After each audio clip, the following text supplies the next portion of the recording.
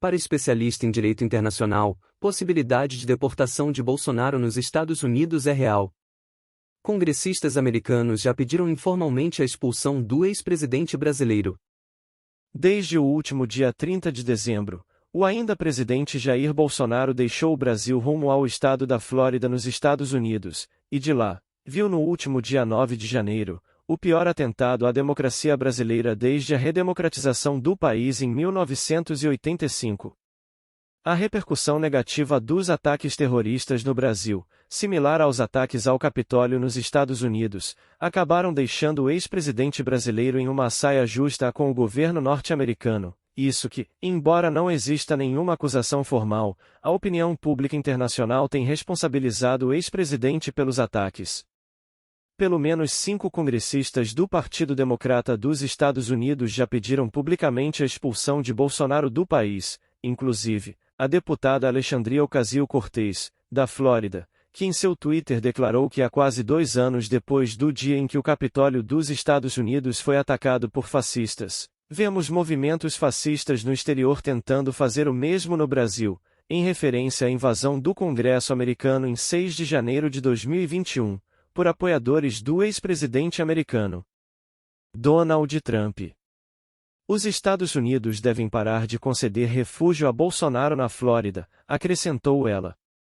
Embora ainda não exista legalmente nenhum elemento jurídico para uma deportação ou pedido de extradição, de acordo com Leonardo Leão, advogado, especialista em direito internacional e consultor de imigração, depois dos ataques extremistas em Brasília, quase em uma cópia do que houve no Capitólio, a situação de Bolsonaro, um declarado apoiador do também ex-presidente Donald Trump, não é das mais confortáveis. 5 deputados democratas já falaram em extradição ou mesmo de uma expulsão do país. Existem chances de Bolsonaro ter que deixar os Estados Unidos sim, uma vez que o ex-presidente tenha seu visto de permanência nos Estados Unidos revogado, obrigando-o a retornar ao Brasil para não ficar na ilegalidade. O que também pode acontecer é uma expulsão dos Estados Unidos, caso o governo norte-americano considere que a sua permanência seja inconveniente. Como Bolsonaro entrou no país com visto diplomático, o que não existe mais, ele pode ter o visto revogado e ser obrigado a deixar os Estados Unidos, comentou Leão. Leão também enfatizou que, em caso de extradição, o processo pode se tornar ainda mais complexo. Para analisar a viabilidade de um processo de extradição é preciso olhar se ambos os países reconhecem o suposto crime, atentado terrorista em Brasília, de maneira semelhante. Seria preciso que os Estados Unidos reconhecessem e que fosse comprovado um vínculo do ex-presidente com os terroristas que o apoiam e depredaram as sedes dos poderes em Brasília. É importante lembrar que no episódio norte-americano a justiça americana condenou esses invasores. Para o especialista em direito internacional, o fato do ex-presidente ter entrado nos Estados Unidos com um visto diplomático, o qual, segundo o próprio porta-voz do Departamento de Estado, Ned Price, poderia não estar mais vigente, já que deixa de valer quando a pessoa perde o cargo. O que aconteceu com Bolsonaro desde o primeiro dia deste ano poderia facilitar a sua saída do país. Quando alguém entra nos Estados Unidos com um visto essencialmente um visto diplomático para diplomatas estrangeiros e chefes de Estado, se um portador de um visto não está mais envolvido em assuntos oficiais, cabe ao portador do visto deixar o país ou pedir uma mudança de tipo de visto, que é a autorização migratória em um período de 30 dias. A embaixada americana em Brasília disse que não poderia esclarecer a situação de Bolsonaro porque o visto de qualquer pessoa é considerado uma informação privada e sigilosa. Segundo o especialista em direito internacional, a revogação do documento e a subsequente expulsão de seu portador são possibilidades reais. Biden nunca foi próximo de Bolsonaro, um aliado próximo de seu antecessor, Donald Trump, e os pedidos de correligionários, se ganharem força, podem fazer com que o atual governo dos Estados Unidos convide o ex-presidente a deixar o país.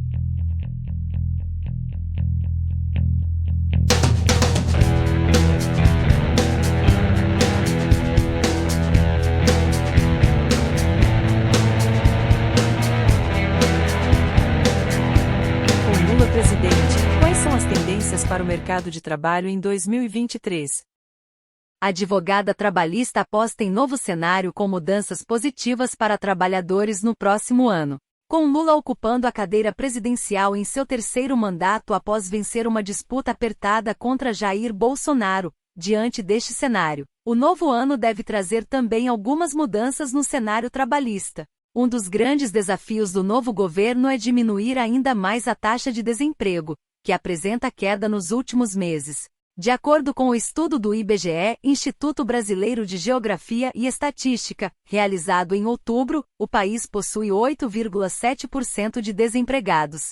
A garantia dos direitos dos trabalhadores com normas claras proporcionam segurança para colaboradores e empresas, que tornam-se capazes de mobilizar e impulsionar o trabalho formal, criando novos empregos, opina Alessandra Cobo, advogada do escritório Aparecido e Inácio Pereira Advogados Associados.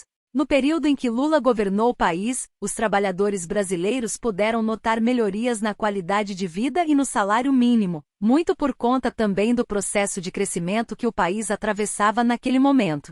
As propostas de Lula, se concretizadas, podem trazer novos cenários para o trabalhador em 2023. Por buscar a diminuição dos empregos informais e, consequentemente, o aumento dos trabalhos formais, com todos os direitos do trabalhador envolvidos, explica Alessandra.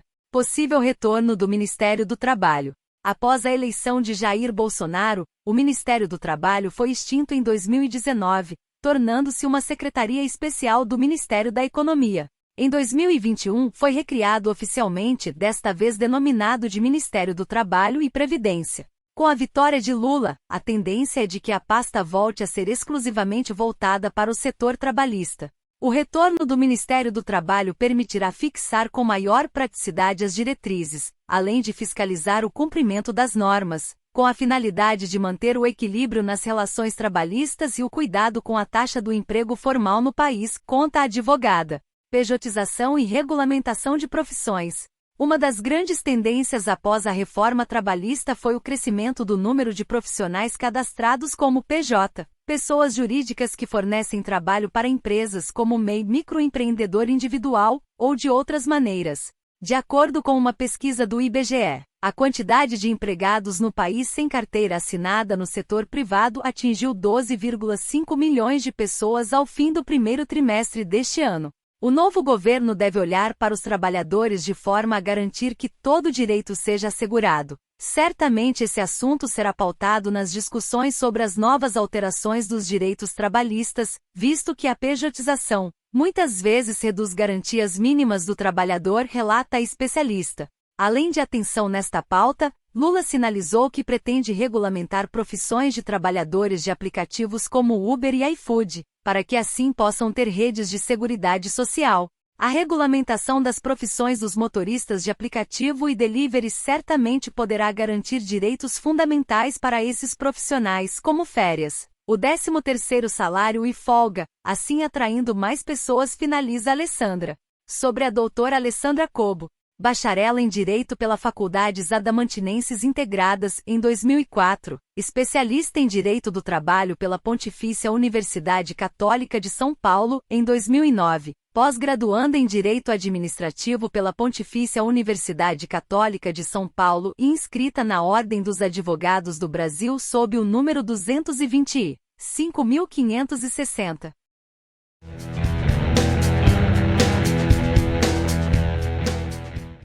Que nós vamos criar trabalho para o povo brasileiro? Como é que nós vamos criar trabalho para as mulheres e para os homens que querem estudar, que querem trabalhar e que querem ter certeza de que vão construir famílias, vão ter casa para morar e vão viver uma vida digna? Como é que a gente vai responder isso? Então eu queria dizer para vocês que eu não sei como fazer. A única coisa que eu sei... E aí Lula diz que não sabe como gerar emprego. Sabe por quê? Porque ele nunca gerou nenhum emprego, ele só gerou militância. Eu sei como gerar emprego, Lula. Eu sou um pequeno empreendedor no âmbito da construção civil. Eu tenho uma construtora. E você sabe como é que se gera emprego? Quando um governo, ele incentiva os empresários. quando ele incentiva os empreendedores. Eu já trabalhei de CLT, mas aí eu resolvi, há muitos anos atrás, a empreender. Não foi muito fácil, não. Olha, para chegar onde eu cheguei, passei por momentos tão difíceis. Mas para gerar emprego é simples, muito simples. Desde você pegar aquela grana toda que você pegava e distribuía só para os amigos da corte, ou seja, para os amigos do rei, você pega e faz como foi feito no governo agora. Distribui esse dinheiro para os microempreendedores do Brasil todo. Quando você faz isso, você faz com que esses microempreendedores aumentam a produção, e para que aumente a produção, ele vai precisar de mão de obra. E isso aumenta o número de emprego. Muito fácil. Aula básica. Se você pega e entrega o dinheiro na mão de uma única pessoa, ele vai, sim, gerar poucos empregos, mas a maior parte vai embolsar. Mas se você pegar e ratear esse dinheiro na mão de todos os pequenos empreendedores, microempresários, como foi feito agora, através do Pronamp, então você faz com que você tenha mais empregos. Então, hoje nesse governo, no governo Bolsonaro, eu consegui gerar muitos empregos, porque tive acesso ao Pronamp, tive acesso aos investimentos, e com isso eu pude gerar milhares de empregos, direto e indiretamente, no setor produtivo da construção civil. Você não sabe porque você nunca gerou emprego. Beleza? Tá dado o recado. Viu como é fácil?